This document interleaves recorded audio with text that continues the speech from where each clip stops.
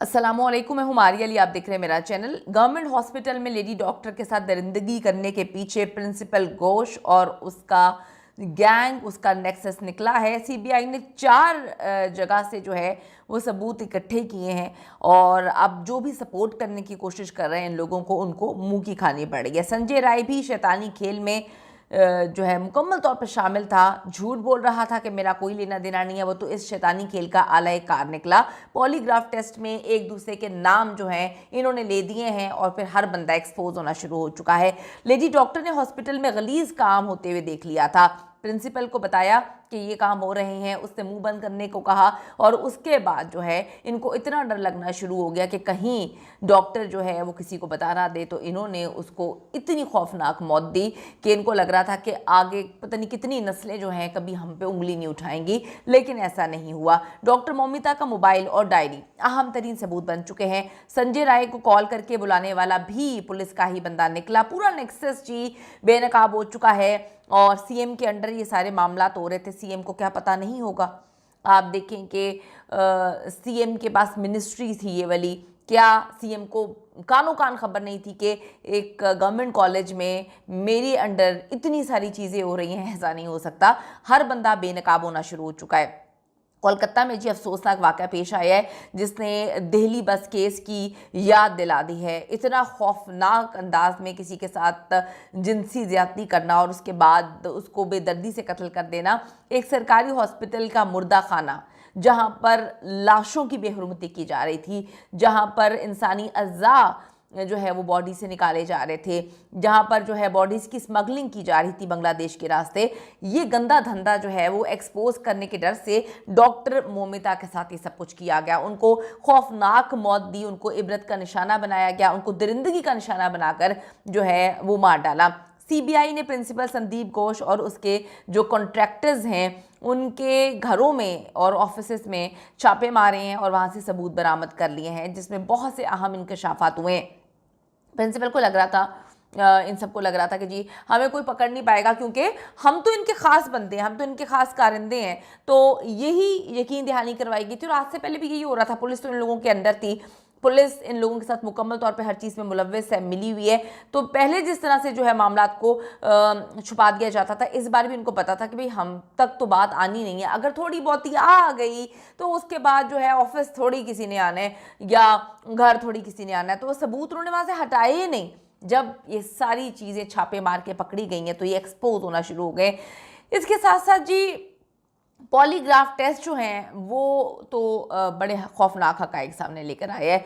संजय राय और प्रिंसिपल घोष एक दूसरे पर इल्ज़ामात लगा रहे हैं उस टेस्ट में। 6 मुल्ज़िमान के पॉलीग्राफ टेस्ट के बाद सीबीआई ने कोलकाता पुलिस और के एक और एएसआई का पॉलीग्राफ टेस्ट करवाने का फैसला किया है। यानी कि कोलकाता पुलिस ही मुकम्मल तौर पे मुलव्वस थी इसमें। सीबीआई ना आती तो ये केस कब का दबा दिया जाता, इंडिया एहतजाज ना करता तो आज एक केस जो है कहीं दफन हो चुका होता और पता नहीं कितनी मौमिता जो है उनको इसी तरह से बेदर्दी से मारा जाता। सीबीआई शुरू से ही हैरान थी कि एक पुलिस रजाकार जो कि 2 से 3 साल से हॉस्पिटल में तैनात है, अचानक ऐसा क्या होता है कि वो एक लेडी डॉक्टर जिसका वो नाम तक नहीं जानता, उसे इतनी बुरी तरह तकलीफ दे के, अजियत दे के, तड़पा तड़पा के जो है वो मार देता है। सीबीआई को ये हजम नहीं हो रहा था और सीबीआई पहले दिन से डाउट में था। कुछ लोग शायद वहाँ से भी मिले हों, लेकिन जो लोग काम कर रहे हैं, प्रेशर बहुत ज़्यादा है। सीबीआई बहुत अच्छे से काम करने की कोशिश कर रहा है। पॉलीग्राफ टेस्ट के बाद क्लियर हो गया कि जी संजय राय के पीछे कोलकाता पुलिस का एक एएसआई अनूप दत्ता जो है वो है और प्रिंसिपल संदीप घोष जो है वो उससे अहकामात वगैरह लेता था। ये बड़ी मिस्टीरियस बात है कि जी प्रिंसिपल जो है इस वाक़े के बाद यहाँ से रिज़ाइन करता है और उसको इससे अच्छी जगह पर जो है वो प्रमोशन के तौर पे जॉब दे दी जाती है। यानी कि मतलब आपको हंसी नहीं आ रही, आपको समझ नहीं आ रही कि कौन जो है उसको तैनात कर सकता है किसी और जगह पे। जो एजुकेशन मिनिस्टर है वो, और सीएम को पता नहीं है कि क्या मामला तो। सीएम तो खुद एक औरत है, एक औरत के साथ इतनी दरिंदगी होती है उसकी स्टेट में और वो उस कॉलेज के प्रिंसिपल को कहीं और अच्छी जगह पर प्रमोशन करके तैनात करवा देती है। क्या बात है। डॉक्टर मोमिता दिवनाथ की कोलीग ने दावा किया है कि हॉस्पिटल में मुख्तलिफ 2 नंबर किस्म के काम जो है वो धंधे चलाए जा रहे थे, जिनमें मनीषात का रैकेट था, फौहश फिल्मी लड़कियों की बनाई जाती थी, हॉस्टल में जो है मनीषात की पार्टीज वगैरह होती थी, वहाँ से लड़कियों को मिनिस्टर्स के पास भेजा जाता था, और डेड बॉडीज़ की स्मगलिंग जो है वो भी शामिल थी, जो कि बांग्लादेश के रास्ते आगे जाता था। तो इसमें डॉक्टर मोमिता को काफ़ी कुछ पता चल चुका था, और वो इस रैकेट को एक्सपोज करना चाहती थी, लेकिन बेचारी को ये समझने में देर लग गई कि जी प्रिंसिपल तो खुद इन्वॉल्व है। प्रिंसिपल ने जो है किस तरह से उसको डराया, धमकाया, उसको अजियत दी। उसके वालिदैन बहुत अच्छे से जानते हैं कि बेटी यहाँ पे जाना नहीं चाहती थी, लेकिन वालिदैन को बेटी ने कुछ बताया नहीं था, क्योंकि वो और परेशान हो जाते।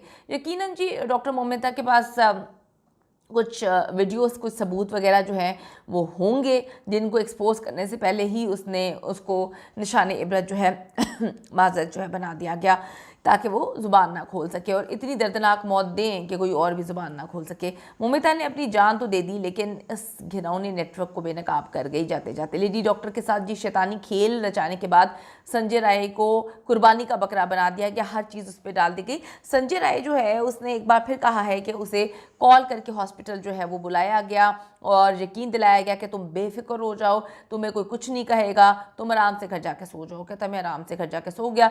डॉक्टर मोमिता को 36 घंटे बाद जानबूझकर हॉस्पिटल में रोका गया। आप देखें, कोई भी डॉक्टर कहीं पर भी अगर ऐसा होता है मत करें। पाकिस्तान में भी मुझे पता चला ऐसा होता है, 24 घंटे से ज़्यादा मुसलसल ड्यूटी नहीं दे सकता। वो डॉक्टर है, इंसान है। 36 घंटे जो है उसको ड्यूटी करवाई गई और उसके लिए काफ़ी ज़्यादा तकलीफ दे था। आप देखें कि रोस्टर उसका चेंज कर दिया। ये वैसे ही पेशेंट्स के लिए ख़तरनाक होता है कि अगर कोई डॉक्टर 36 घंटे तक जो है वो काम करे, उसके बाद वो घर भी नहीं उसको जाने दिया गया, तो उसके बाद एक शैतानी खेल जो है रचाया गया है। संजय का कहना है कि जब वो सेमिनार हॉल में दाखिल हुआ तो वहाँ तशद्दुद बरहना लाश पड़ी हुई थी।